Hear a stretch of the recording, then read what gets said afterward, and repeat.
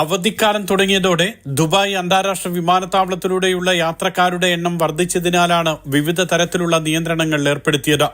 ഈ മാസം 6 മുതൽ 17 വരെയുള്ള ദിവസങ്ങളിൽ 33 ലക്ഷത്തോളം പേർ വിമാനത്താവളം വഴി സഞ്ചരിക്കുമെന്നാണ് വിലയിരുത്തൽ. ശരാശരി 2.25 ലക്ഷത്തോളം പേർ ഓരോ ദിവസവും യാത്ര ചെയ്യും.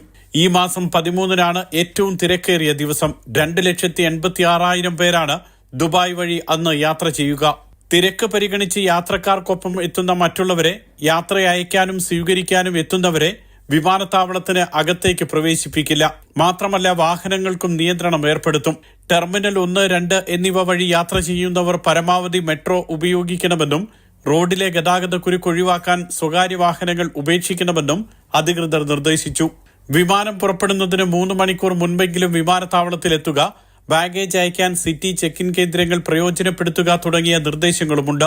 അന്താരാഷ്ട്ര യാത്രക്കാർ 4 മണിക്കൂർ മുൻപെങ്കിലും വിമാനത്താവളത്തിൽ എത്തുന്നത് ഉചിതമായിരിക്കുമെന്ന് ഫ്ലൈ ദുബായ് അറിയിച്ചു. വാച്ച്, ആഭരണങ്ങൾ, മൊബൈൽ ഫോൺ, പവർ ബാങ്ക് തുടങ്ങിയവ ഹാൻഡ് ബാഗിൽ സൂക്ഷിക്കണമെന്നാണ് മറ്റൊരു നിർദ്ദേശം. Mathrubhumi news, Dubai.